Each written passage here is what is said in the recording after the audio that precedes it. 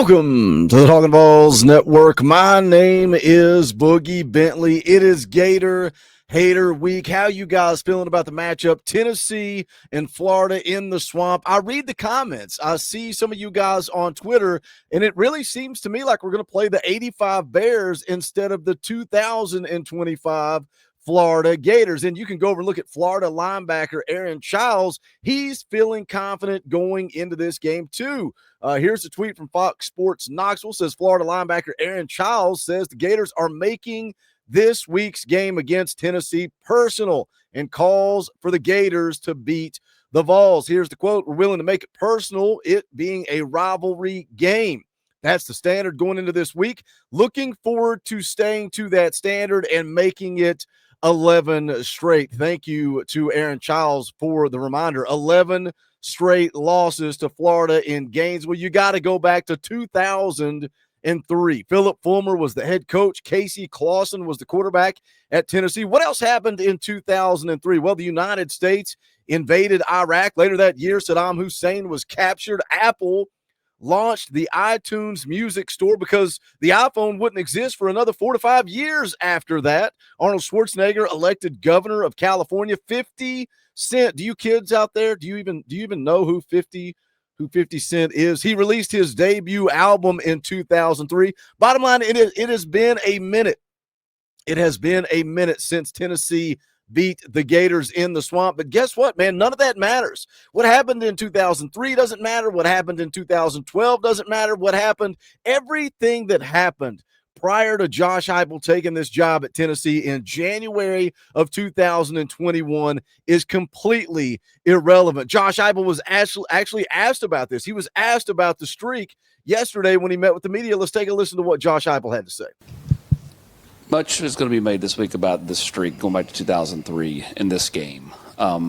Most of these kids that play here weren't even allowed or not even knowledgeable about at all. Do you talk about this with the team? Do you say this is an opportunity to do something, to hold kind of to dangle a carrot out in front of them? Because I mean, it's something they could go and accomplish here late in the year. Yeah, we talked about it today briefly. Showed a video of just the rivalry and great players, great moments, and what it takes to go win in this game ultimately. And this is a great game, and it's going to be a great stage. And one play doesn't have anything to do with the next, and a previous trip down to Gainesville doesn't have anything to do with it.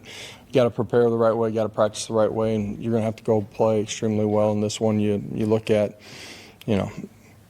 the losses that they've had, in particular here lately. It's been tight football games against really good football teams in neutral site or road games. So it's going to take our best on Saturday night. Everybody is so focused on 2003. Everybody is so focused on the streak, how long it's been since Tennessee has gone down to the swamp. Your battered Vols syndrome is talking to you. Your battered Vols syndrome is impacting how you feel about this game. But let's talk about the here and now. Let's talk about 2025. Let's talk about Joey Aguilar. Let's talk about this Tennessee offense that's up there towards the top of the country in scoring. We're going to get into it. We're going to talk about it, but I need you guys to take a quick little break and do the YouTube stuff for me. It helps the channel around here. You can hit the thumbs up below the video. That takes you 2 seconds. We would appreciate it. You can share this video, share it on Twitter, Instagram, social media. If it was 2003, we might be talking about MySpace. I don't remember, but just smash the like, share it out. We would appreciate it. If it's your first time here, welcome to the Talkin VAWLS Network. We're not experts. We're not insiders. We're not media. We don't pretend to be that. What we are is exactly what you guys are. Watching the channel is for the fans, by the fans. If you like it, subscribe, click the bell for notifications. You won't miss when we go live or when we drop a video. Going to be live later tonight. 6:30 p.m. Eastern time, we'll play EA Sports College Football. That's right, we play video games, but we hang out and we talk Tennessee football. Tomorrow night, Talkin VAWLS live at 7 p.m. Eastern time. We'll break down this Tennessee-Florida matchup. And then Friday morning, Brent Hubbs of BallQuest.com. He is known for saying he has to see it to believe it. How does he feel about this matchup? We'll get into that Friday morning at 10 a.m. Eastern time, so come join us for that. But let's talk about it. Let's get into it. Tennessee, Florida in the swamp, Saturday night, 7:30 p.m. kickoff time on ABC. Now, You know, I talk a lot about the ESPN FPI. I like it. It's data, it's analytics, it's numbers, it's predictions. It's not emotional. We get emotional, right? We get emotional. We see Joey Aguilar throw 2 interceptions against New Mexico State. We get emotional. We see Joey Aguilar throw 2 interceptions against Oklahoma. We get emotional. ESPN FPI doesn't get emotional. It has Tennessee at a 65% chance of winning this game. You know who else doesn't get emotional? That's Vegas. Vegas favors Tennessee by 3.5 in this football game.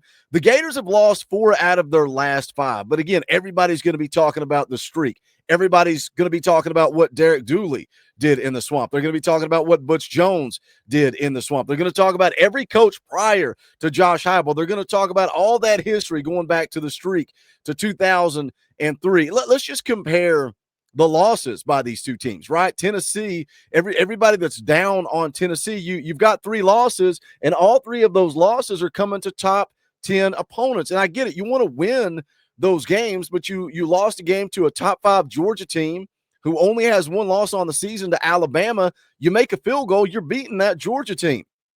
You lost to Oklahoma. You lost to Alabama. Both of those teams ranked in the top 10, both sitting at 8-2. I think they're pretty good programs. Obviously, you want to win those games. I mean, I can sit here and point to a select few plays that cost you those games, but we know that. But then you flip over and look at Florida, and everybody saying that we can't beat them, Boogie. They're unbeatable. They own us. They own us down there in the swamp. You got their linebacker guaranteeing a win. Why? Because they played Ole Miss tight? Because they played Ole Miss close? Because Ole Miss only beat them by 10? I don't get that line of thinking. Y'all get mad at me when I talk about a handful of plays, and I say, y'all, I don't mean everybody. It's the vocal minority. But people get upset with me when I talk about, hey, man, you don't throw that pick 6 at halftime against Alabama. That could be a different game. The scoop and score against Oklahoma, Joey's picks against Oklahoma, you take a handful of plays out, you win that game. You make a kick against Georgia, you win that game. Boogie, you're making excuses. Meanwhile, we're giving Florida their flowers because they only lost by 10. We're not allowed to take moral victories around here. Nobody wants a moral victory for playing Georgia close. Nobody wants a moral victory for playing Alabama close, for playing Oklahoma close. We don't want that, but we're going to give it to Florida because they only lost to Ole Miss by 10. Let's talk about their wins. A lot of people like to talk about Tennessee. They don't have any quality wins. You can only play who's on your schedule. And the first thing I would go do is go look to a mutual opponent. Florida did beat Mississippi State. Beat them by 23-21, close game. They beat Long Island 55-0. Congratulations. They also beat a 3-loss Texas team. But they've got the bad losses, man. It's everybody's talking about the Ole Miss game because the week prior they got the absolute breaks beat off of them by Kentucky, 38-7. Everybody's talking about how they packed it in. They're done. They've quit on their team. They've already fired Billy Napier. But then they come back and they compete against Ole Miss. But again, you got boat raced by Kentucky. You got beat by Alex Golish in South Florida. I get it. You led Ole Miss 24-20 at halftime. You had 2 failed 4th down conversions late in that game. You had an opportunity to win, but you didn't. So what are my takeaways from the Ole Miss game? Florida's now not only not going to the college football playoff, not going to the SEC championship. They're not even going to the postseason. They're eliminated from being bowl eligible. They've lost 4 out of their last 5. Easy for me to say.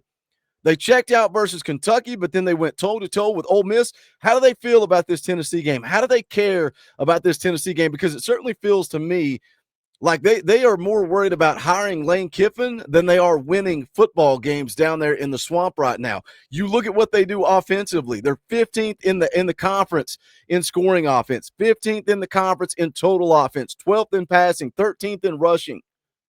They struggle offensively. Now, on the other side of that, Tennessee's got to be able to run the football.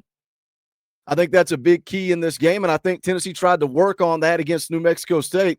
But for me, this game against Florida on Saturday, it all comes down to Joey Aguilar. And I don't need Joey Aguilar to do too much. I don't need Joey Aguilar to go down there and win a football game. I need Joey to get back to who he was at the beginning of this year.